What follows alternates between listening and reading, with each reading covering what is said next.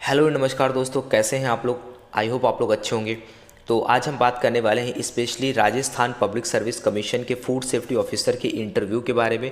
उससे पहले दोस्तों, अगर आप चैनल पर नए हो तो यार चैनल को सब्सक्राइब कर देना और नोटिफिकेशन बेल को जरूर ऑन कर देना। फूड सेफ्टी ऑफिसर से रिलेटेड अगर किसी नोट्स का आप अगर पीडीएफ चाहते हैं तो हमारे टेलीग्राम चैनल है, इसको आप ज्वाइन कर सकते हैं। डिस्क्रिप्शन में आपको लिंक मिल जाएगा। तो दोस्तों, हम बात करते हैं फूड सेफ्टी ऑफिसर के इंटरव्यू के बारे में। जैसा कि मुझे बहुत सारे लोगों ने कमेंट भी किए और बहुत सारे लोगों ने मुझे इंस्टाग्राम पे मैसेजेस भी किए, तो उसको लेकर के बहुत सारे लोगों को जवाब दे पाना थोड़ा मुश्किल था, मैसेज पे रिप्लाई दे पाना। इस वजह से मैंने सोचा कि एक वीडियो बनाया जाए। तो अगर इसमें बात करें दोस्तों तो पूरा वीडियो देखेगा, क्योंकि थोड़ा सा इंटरव्यू जो होता है वो चीज़ों से अलग होता है। आप एग्ज़ाम क्वालिफाई करके आए हैं वो चीज़ अलग है। तो दोस्तों, यहाँ पर अगर बात करें हम, तो जो मैं यहाँ पे बताऊँगा ध्यान से सुनिएगा। और हो सकता है आपके जो थिंकिंग है, आपके जो थॉट हैं वो मुझसे बिल्कुल अलग हो सकता है ऐसा। और जो सामने आपका इंटरव्यू लेने वाला है वो कैंडिडेट भी जो है उसके थॉट जो है वो आपसे अलग होंगे। ये कोई नहीं बता सकता है कि वो क्या आपसे पूछेंगे और क्या आपसे नहीं पूछेंगे, क्योंकि एक्चुअल में ऐसा है कि वो उस समय क्या पूछते हैं, वो क्वेश्चंस जो होते हैं वो आपसे ही अराइज होते हैं। ठीक है, सबसे पहले जब आप अपना इंट्रोडक्शन देते हैं तो वहीं से सारे क्वेश्चंस बनना स्टार्ट होते हैं। वो कुछ भी ऐसा सोच कर नहीं आते हैं कि आपसे वो ऐसा पूछेंगे, उनसे वो ऐसा पूछेंगे, ऐसा कुछ भी नहीं होता है। 2-4 क्वेश्चंस ऐसे होते हैं जो आपसे सिलेबस से पूछेंगे और आपके वर्किंग से रिलेटेड पूछेंगे कि आप कैसे वर्क करेंगे। बाकी सारी चीज़ें ऐसी होती हैं कि एक नॉर्मल एक डिस्कशन होता है, आप उनके साथ कितना एंटरटेन कर रहे हैं उनको। अगर आप ऐसे जाते हैं एकदम अपना फेस लेकर के और बैठ जाते हैं या हाँ या ना में जवाब देते हैं तो ये एक बैड इंप्रेशन पड़ता है। कुछ भी अगर वो आपसे पूछते हैं तो उस पर आपको अपनी राय बतानी है, अपना ओपिनियन देना है। वो कुछ भी हो सकता है, कोशिश करना है यहाँ पर आपको नेगेटिव चीज़ें बिल्कुल भी नहीं बोलनी है और बहुत ज़्यादा पॉजिटिव भी नहीं जाना है, जो मतलब एक तरीके से आइडियल चीज़ें होती हैं कि आपको ऐसा बोलेंगे जो सभी बोलते हैं, आपको वैसा भी नहीं बोलना है। आपको यहाँ पे बीच की जो स्टेज है उसमें रहना है। आप बहुत ज़्यादा बोलेंगे तो ऐसा नहीं है कि आप परफेक्ट हैं, आपसे अच्छा कोई नहीं है। तो इन सब चीज़ों का आपको ध्यान रखना है बहुत ज़्यादा। ठीक है, तो आगे अगर बढ़ते हैं, जो मोस्ट कॉमन क्वेश्चंस होते हैं जहाँ से चीज़ें स्टार्ट होती हैं उसके बारे में हम बात करेंगे। हो सकता है मेरी थिंकिंग जो है वो अलग हो सकती है, आपकी सोच अलग है, लेकिन जो चीज़ें कॉमन होती हैं जो आपको आंसर वहाँ पे देना चाहिए उस बारे में हम बात करेंगे आज। आपसे कहेंगे आप अपने बारे में बताइए। ठीक है, आपको अपने बारे में बताना है, आपको हिंदी या इंग्लिश आप किसी लैंग्वेज में बता सकते हैं। ठीक है, जब आप बताते हैं तो सबसे पहला जो क्वेश्चन वहाँ से जब आप अराइज होता है तो वो आपसे सबसे पहला क्वेश्चन पूछ सकते हैं आपके नेम से ही। कि जैसे मान लिया किसी का नेम है, कुछ भी है, मेरा नाम अर्पित है, तो वो पूछ सकते हैं कि आप अपने नाम का मतलब बताइए। दूसरी चीज़ आती है कि क्लोज रिलेशन, कोई अगर आपका कोई ऐसा नाम है जो जिससे रिलेटेड अगर कोई बहुत बड़ा पॉलिटिशियन है या फिर कोई इतिहासकार रहे हैं, कुछ भी रहे हैं, अगर उन्होंने एडमिनिस्ट्रेशन में कोई अच्छा काम किया हुआ है, तो कोई भी ऐसा है जिसने कोई इमिनेंट पर्सन है जिसका नाम आपसे आपके नाम से सेम है, तो ऐसे क्वेश्चंस जो होते हैं वो पूछे जा सकते हैं। जैसे कि किसी का नाम अगर मान लिया सचिन है तो सचिन तेंदुलकर के बारे में पूछा जा सकता है। किसी का नाम अगर राहुल है तो राहुल द्रविड़ क्रिकेटर के बारे में पूछा जा सकता है। अगर किसी का नाम अगर मान लिया फिल्म इंडस्ट्री में अमित है या फिर अमिताभ है तो अमिताभ बच्चन से कंपैरिजन किया जा सकता है। अगर किसी का नाम नरेंद्र है तो हमारे प्राइम मिनिस्टर से उनके बारे में पूछा जा सकता है। तो ये सारी चीज़ें होती हैं कि अगर पॉलिटिक्स में कोई इमिनेंट पर्सन रहे हैं या फिर कोई बहुत सारे ऐसे पर्सन्स रहे हैं जिन्होंने अपना कोई ना कोई योगदान दिया है कंट्री में, कंट्रीब्यूशन दिया है, तो उनके अगर आपका नाम उनके नाम से मैच करता है तो जो भी क्लोज रिलेशंस वगैरह हैं उन सब बारे में थोड़ा सा देख लीजिएगा, पढ़ लीजिएगा, उनके बारे में थोड़ा सा जान लीजिएगा। बाकी जो आपका नाम है उसका मतलब आपको पता होना चाहिए। जनरली क्वेश्चन अराइज होता है कि आप अपने नाम के बारे में बताइए।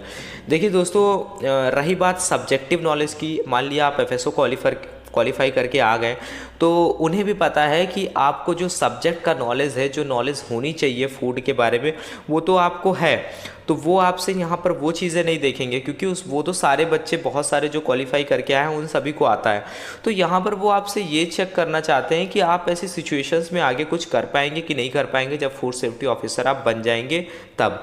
वो आपकी राय मांगना चाहते हैं कि आप किसी टॉपिक को कैसे हैंडल करते हैं, आप किसी सिचुएशन को कैसे हैंडल करते हैं, आपकी क्या सोच है, वो आपका ओपिनियन जानना चाहते हैं। उन्हें पता है कि उस सिचुएशन में इंसान क्या करेगा, उसी सिचुएशन में कोई भी कैंडिडेट होगा तो वो कैसा कर सकता है, उन्हें सब पता है, लेकिन बस वो आपसे आपकी राय मांगना चाहते हैं।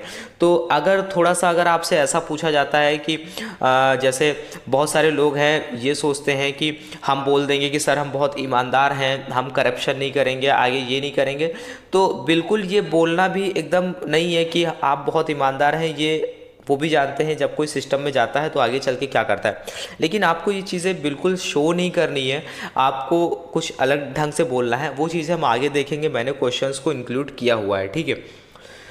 तीसरा नंबर पे आता है कि जो आपका एड्रेस है, आपका जो एड्रेस है उस एड्रेस का डिस्ट्रिक्ट के बारे में आपको अच्छे से पता चल होना चाहिए। आपको डिस्ट्रिक्ट के बारे में ये भी पता होना चाहिए जो आपका डिस्ट्रिक्ट हेल्थ ऑफिसर है वो कौन है, और इसके बारे में आपको ये भी पता होना चाहिए कि जो आपका डिस्ट्रिक्ट में जो फूड का डिपार्टमेंट है वो कौन सा है, कहाँ पे है, क्या उसका एड्रेस है, और जो आपका स्टेट है उसमें जो फूड का एडमिनिस्ट्रेशन है वो कैसे होता है।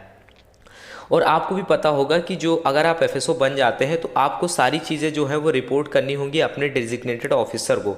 जो आपका डेजिग्नेटेड ऑफिसर होगा डिस्ट्रिक्ट का, आपको सारी इन्फॉर्मेशन जितना भी आप वर्क करेंगे उसको रिपोर्ट करना होगा आपको। इसके साथ ही साथ जो आपका एड्रेस है उसके बारे में, जैसे कि मैंने आपको बताया डिस्ट्रिक्ट के बारे में पता होना चाहिए, आपको पता होना चाहिए आपका सब डिवीज़न, आपका तहसील कौन सा आता है, आपका पोस्टल क्या है। तो पोस्टल एड्रेस के बारे में आपको अच्छे से पता होना चाहिए कि आपका पोस्टल एड्रेस क्या है। ये सारी चीज़ें कॉमन है, ये गवर्नमेंट एग्जाम में ज़्यादातर पूछी जाती हैं, ठीक है। उसके बाद में एक क्वेश्चन अराइज होता है कि आपकी हॉबी क्या है। तो दोस्तों हॉबी के बारे में ऐसी हॉबी होनी चाहिए जिसके बारे में आपको पता हो। अगर आपकी हॉबी क्रिकेट खेलना है तो क्रिकेट के बारे में आपको नॉलेज होना चाहिए।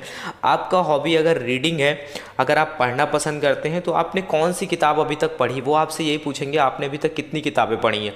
तो एटलीस्ट आपको एक या दो, अगर आपकी हॉबी है तो आपने अपनी लाइफ में 2-3 से ज़्यादा ही किताबें पढ़ी होंगी। तो एटलीस्ट 3 बुक्स के बारे में आपको अच्छे से पता होनी चाहिए, उनके राइटर के बारे में, और उस बुक की समरी क्या है, वो बुक क्या कहना चाहती है। तो ये सारी चीज़ें हो गई। बाकी चीज़ें आपकी हॉबी कोई भी हो सकती है, कोई भी स्पोर्ट्स में हो सकती है, आप कोई भी गेम खेलना पसंद करते हैं, कुछ भी हो सकता है, ठीक है। तो उसके बारे में आपको थोड़ा सा प्रॉपर नॉलेज होना चाहिए, ठीक है। तो दोस्तों अगर हम बात करें जब आप अपना इंटरव्यू दे रहे होंगे तो आपका जो एप्लीकेशन होगा, एप्लीकेशन जो फॉर्म होगा वो उनके पास भी होगा एक कॉपी, ठीक है। जो आपने ईमेल आईडी वगैरह जो लिखी है वो आपको सही बतानी है। इसके अलावा बहुत सारे लोग थोड़ा सा डिफरेंट टाइप का ईमेल आईडी लिखते हैं। जैसे बहुत सारे लोग लिख देते हैं, जैसे किसी का नाम अमित है तो वो लिख देते हैं अमित कूल बॉय, अमित ये, अमित वो। तो बहुत सारी चीज़ें जो हैं वो उसमें इंक्लूड कर देते हैं। तो ये सारी चीज़ें जो हैं इस पर क्वेश्चन अराइज हो सकता है। वो आपसे पूछ सकते हैं कि आपने ऐसा क्यों लिखा, आप क्या शो करना चाहते हैं। उस बाद में आपसे पूछा जा सकता है दोस्तों कि मैरिटल स्टेटस के बारे में, कि आप मैरिड हैं या अनमैरिड हैं। तो वो चीज़ें तो उसमें लिखी होंगी। अगर आप मैरिड हैं तो आपसे पूछा जा सकता है आपकी मैरिड लाइफ के बारे में कि कैसा चल रहा है, कैसा नहीं चलता है, नॉर्मल चीज़ें। इसके बाद में एक क्वेश्चन अराइज हो सकता है एज को लेकर के, कि अगर आपकी एज बहुत ज़्यादा हो गई है और आप अपने अभी तक शादी नहीं की है तो इससे रिलेटेड भी आपसे क्वेश्चन पूछा जा सकता है कि आप अभी तक क्यों सिंगल हैं, ठीक है। तो यहाँ पे देखिए वो बस आपसे बात करना चाहते हैं, कैसे आप खुल करके उनको जवाब देते हैं, बस वो ये जानना चाह रहे हैं। आपका जो नॉलेज चेक करना था, जो सब्जेक्ट वाला नॉलेज था थ्योरेटिकल, वो आपसे डायरेक्टली ये नहीं पूछेंगे ये बताइए फूड सेफ्टी में ये फूड का पीएच कितना होता है, इस फूड की क्वालिटी कैसे आप चेक करेंगे। वो सारी चीज़ें जो थी वो आप उसमें दे चुके हैं। नॉर्मल क्वेश्चंस जो अराइज होते हैं वो बस आपसे बात करना चाहते हैं, वो ये जानना चाहते हैं कि हाँ ये आगे चल कर के काम कर पाएगा कि नहीं, ये जब खुल करके जवाब दे पाएंगे कि नहीं दे पाएंगे आप, वो बस आपको ये चेक करना चाहते हैं, ठीक है। तो दोस्तों पीछे हमने कुछ कॉमन क्वेश्चंस के बारे में देखा। अब हम देखेंगे कि कुछ एक्सपेक्टेड क्वेश्चंस मैंने यहाँ पर रखे हैं जो आपसे पूछे जा सकते हैं, ठीक है। तो सबसे पहला क्वेश्चन अगर बात करें तो आपसे यही पूछा जा सकता है आपके सब्जेक्ट नॉलेज के बारे में। देखिए सब्जेक्ट नॉलेज के बारे में आपसे पर्टिकुलर किसी इंडिविजुअल एक क्वेश्चन के बारे में नहीं पूछा जाएगा कि आप किसी का पीएच बताइए ये जो टेस्टिंग करते हैं इसका ये लेवल कितना होता है, कैसे क्या होता है, वो सारी चीज़ें नहीं पूछी जाएंगी आपसे। सब्जेक्ट्स नॉलेज का मतलब है कि आपके ग्रेजुएशन से रिलेटेड चीज़ें पूछी जा सकती हैं कि आपने अपना ग्रेजुएशन किस में किया हुआ है, जैसे आपने ऑयल टेक्नोलॉजी, फूड टेक्नोलॉजी या फिर बायोटेक्नोलॉजी या फिर माइक्रोबायोलॉजी, बायोकेमिस्ट्री, आपका क्या बैकग्राउंड है, बायोकेमिस्ट्री है क्या है, तो ये चीज़ें आपसे पूछी जा सकती हैं। उससे रिलेटेड आपसे कोई भी क्वेश्चन अराइज हो सकता है। बायोकेमिस्ट्री है तो बायोकेमिस्ट्री से रिलेटेड कोई भी क्वेश्चन पूछा जा सकता है। देखिए बहुत ज़्यादा वो आपसे टफ क्वेश्चन नहीं पूछेंगे, इसलिए इंटरव्यू में अपना कभी भी पढ़ाई में बहुत ज़्यादा टाइम नहीं वेस्ट करना चाहिए। नॉर्मल चीज़ें होएं, ज़्यादा से ज़्यादा चीज़ों को इधर उधर से पढ़ना चाहिए, देखना चाहिए कि क्या क्या पूछा जा सकता है, ठीक है। उसके बाद में सेकंड अगर बात करें दोस्तों, तो स्टेट एडमिनिस्ट्रेशन के बारे में आपको अच्छे से पता होना चाहिए। देखिए स्टेट एडमिनिस्ट्रेशन का मतलब ये है कि पूरा जो स्टेट है, जैसे अगर राजस्थान की बात करें तो राजस्थान गवर्नमेंट के बारे में आपको पता होना चाहिए। देखिए गवर्नमेंट का मतलब केवल चीफ मिनिस्टर नहीं होता है, उस गवर्नमेंट का बहुत सारा चीज़ें होती हैं। जैसे कि अगर बात करें तो आपको वहाँ पे दो चीज़ों के बारे में पता होना चाहिए कि जो स्टेट लेजिस्लेचर और स्टेट काउंसिल के बारे में, यानी कि विधानसभा विधान परिषद के बारे में आपको पता होना चाहिए कि कितने कितने मेंबर हैं। और आपको ये भी पता होना चाहिए जो फूड का जो आपका मंत्रालय है, जैसे कि बहुत सारी मिनिस्ट्रीज़ होती हैं जो सेंट्रल गवर्नमेंट में भी होती हैं, उसी तरीके से स्टेट गवर्नमेंट में भी मिनिस्ट्री होती है, यानी कि मंत्रालय होते हैं। जो आपका खाद्य मंत्रालय है, फूड की जो मिनिस्ट्री है, उसके बारे में आपको पता होना चाहिए, यानी कि फूड मिनिस्ट्री के बारे में पता होना चाहिए। और उसके साथ ही साथ आपको ये भी पता होना चाहिए जो आपका फूड मिनिस्ट्री है उसके मिनिस्टर कौन है, ठीक है। उसके मिनिस्टर कौन है, फूड का मंत्रालय किसके अंडर में जाता है, ठीक है। तो देख सकते हैं आप इसको नेट पर भी जा कर के देख सकते हैं अच्छे से। उसके बाद में दोस्तों आपको ये पता होना चाहिए कि जो आपका डिस्ट्रिक्ट है, डिस्ट्रिक्ट पे कैसे क्या चीज़ें होती हैं। तो अगर फूड गवर्नमेंट के बारे में मैंने आपको बताया, मंत्रालय के बारे में पढ़ लीजिएगा कौन कौन से मंत्रालय हैं, ठीक है। उसके बाद में दोस्तों स्टेट फूड अथॉरिटी की अगर बात करें तो बात आती है फूड कमिश्नर की। फूड कमिश्नर के बारे में आपको पता होना चाहिए, और आपको ये भी पता होना चाहिए जो फूड कमिश्नर है वो कौन है। मतलब कि राजस्थान अगर स्टेट है, उस स्टेट का फूड कमिश्नर कौन है। फूड कमिश्नर एक IAS ऑफिसर होता है जो प्रमोट होकर के जाता है, ठीक है। उसके बाद में अगर बात करें डिस्ट्रिक्ट एडमिनिस्ट्रेशन की बात करें तो उसमें भी आपको पता है कि IAS ऑफिसर होता है, उसके अंडर में सारा डिस्ट्रिक्ट आता है। लेकिन डिस्ट्रिक्ट में जो फूड का डिपार्टमेंट होता है वो होता है डेजिग्नेटेड ऑफिसर के अंडर में, यानी कि डेजिग्नेटेड ऑफिसर जो होता है वही एक सुपीरियर जो है उसका पद होता है। तो जो फूड सेफ्टी ऑफिसर होता है जिसके लिए आप अप्लाई किए हैं, जिसके लिए आप इंटरव्यू दे रहे हैं, तो आपको जितनी भी चीज़ें होंगी, जो भी वर्क करेंगे, आप किसको रिपोर्ट करेंगे, आप रिपोर्ट करेंगे अपने डेजिग्नेटेड ऑफिसर को।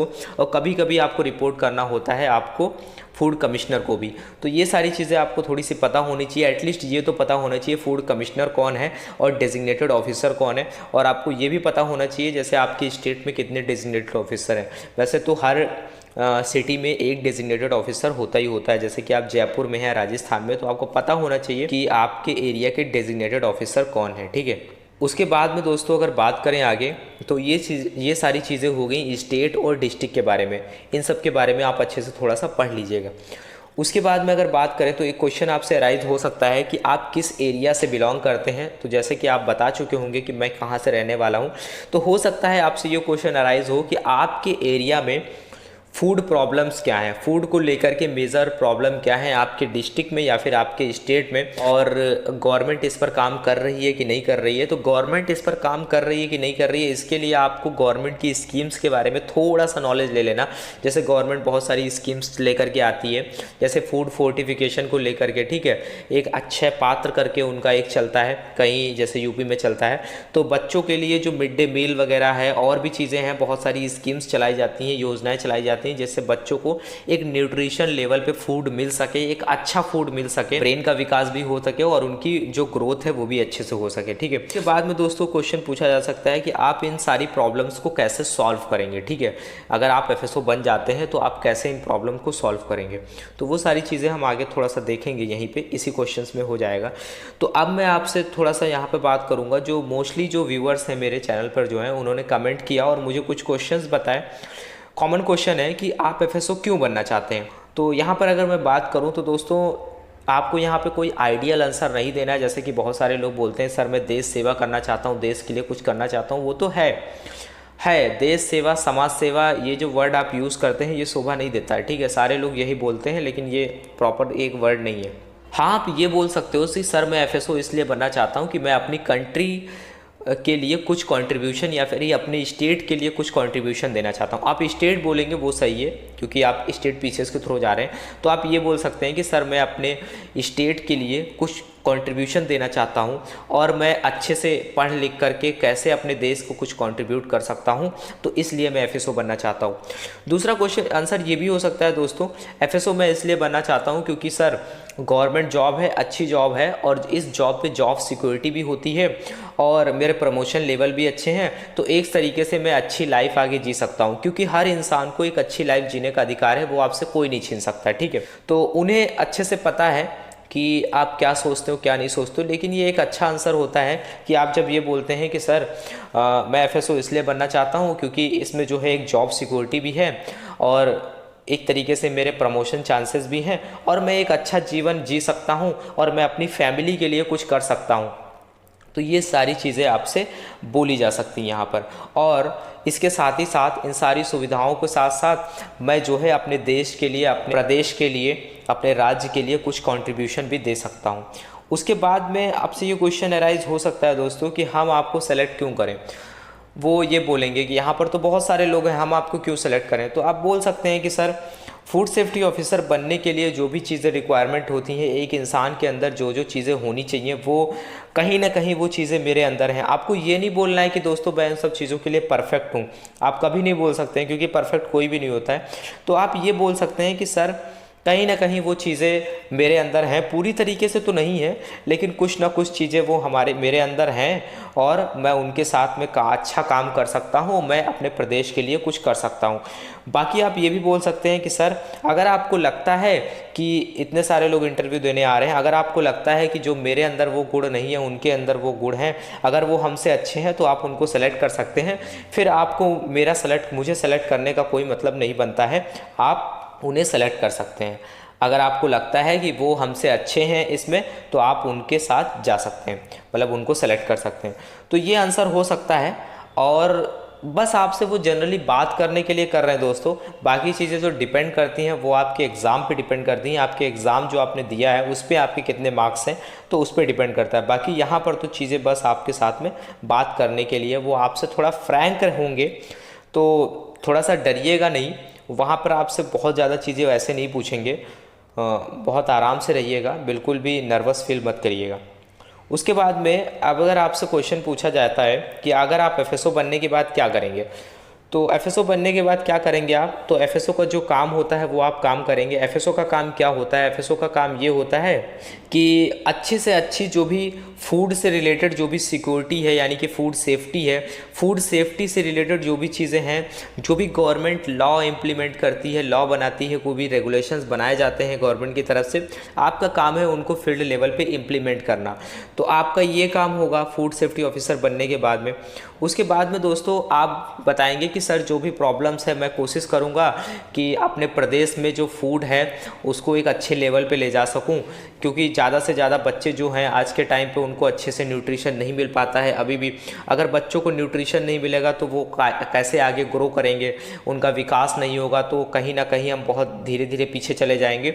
तो अपने देश का अगर विकास करना है तो हमें सबसे पहले अपने डिस्ट्रिक्ट का, अपने राज्य का विकास करना होगा। और राज्य का अगर हम विकास करना चाहते हैं तो कहीं ना कहीं हमें उन बच्चों पे ध्यान देना होगा जो आज के टाइम पे अभी छोटे हैं, आगे जा कर के वो हमारा देश संभालेंगे, तो हमें कहीं ना कहीं उनके लिए ध्यान देना होगा। तो हमें फूड पॉइजनिंग जितनी भी हो रही है, लोग बीमार हो रहे हैं, तो लोग की हेल्थ को ध्यान में रखते हुए मैं क्या क्या चीज़ें कर सकता हूँ वो सारे कदम मैं उठाऊँगा। जो भी गवर्नमेंट रूल्स एंड रेगुलेशंस बनाती है उनको मैं अच्छे से इम्प्लीमेंट करूँगा।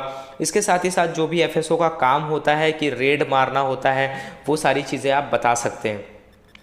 रही बात एफएसओ जब रेड मारने जाता है तो वो किन किन लोगों के साथ जाता है, तो एफएसओ अकेले होता है, मेन जो पर्सन होता है वो एफएसओ होता है। उसके साथ में एक असिस्टेंट वगैरह होता है जो चीज़ों को राइट डाउन करता है, लिखता है। इसके साथ साथ जब कभी आप रेड मारने जाते हैं किसी भी चीज़ में, तो आपके साथ में अगर फूड से रिलेटेड अगर आप किसी रेस्टोरेंट या फिर कहीं जाते हैं तो कभी कभी क्या होता है, जो हेल्थ डिस्ट्रिक्ट ऑफिसर होता है जिसको HDO भी बोलते हैं, हेल्थ डिस्ट्रिक्ट ऑफिसर, वो भी आपके साथ में जाता है। तो 4 से 5 लोग होते हैं, बहुत ज़्यादा नहीं होते हैं। तो एक पुलिस ऑफिसर भी कोई ना कोई रहता है जब आप रेड मारने जाते हैं। तो ये क्वेश्चन नहीं पूछा जाएगा कि आप रेड मारने जाएंगे तो आपके साथ कौन कौन होगा।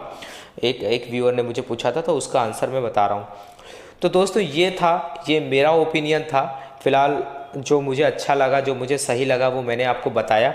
बाकी आप यहाँ से थोड़ा सा चीज़ों को रिलेट कर सकते हैं, आप अपनी तरफ से चीज़ों को जोड़ करके एक अच्छा आंसर बना सकते हैं। और बहुत ज़्यादा परेशान होने की ज़रूरत नहीं है दोस्तों, क्योंकि बहुत सारे लोग कभी कभी होता है ना, स्टेट पीसीएस और अगर आईएएस की बात करें तो वहाँ पर भी होता है, बहुत सारे लोग कई कई महीने तैयारी करते हैं लेकिन तब भी इंटरव्यू को क्वालिफाई नहीं कर पाते हैं। लेकिन कुछ लोग होते हैं जो 1 या 2 दिन बस थोड़ी चीज़ें देख कर ही इंटरव्यू में अच्छे मार्क्स ले आते हैं। तो इस बात से डरने की बिल्कुल भी ज़रूरत नहीं है कि वो हमसे क्या पूछेंगे, अरे नहीं आता है नहीं आता है, हम सारी चीज़ें थोड़ी पढ़े बैठे हुए हैं। वो बस आप कितना अच्छे से बात कर रहे हैं, मजाक मजाक में हंसी मजाक भी होता है इंटरव्यू में, आप देखेंगे। जैसे दोस्तों प्राइवेट जॉब हो चाहे गवर्नमेंट जॉब हो, जितना हम डरते हैं इंटरव्यू को लेकर के उतना ज़्यादा नहीं होता है। इंटरव्यू नॉर्मल चीज़ें होती हैं, वो बस आपके बारे में जानना चाहते हैं। एग्ज़ाम तो आपने क्वालिफाई कर लिया, वो आपके बारे में जानना चाहते हैं, आप कैसे इंसान हैं, आप कैसे इंसान हैं, आपका बात करने का तरीका क्या है, आप कैसे चीज़ों को आगे हैंडल करेंगे। ऐसा तो नहीं है आपको बना दें तो आप इस टाइप के इंसान हो कि लोगों के साथ गलत करो, ये करो वो करो। तो ये सब चेक करने के लिए वो आपसे ऐसी चीज़ें पूछते हैं। वो नहीं चाहते कि कोई ऐसा इंसान डिपार्टमेंट या फिर सिस्टम में आए जो कुछ आगे गलत करे या फिर कुछ ऐसा करे कि जो चीज़ें लोगों को ना पसंद हो।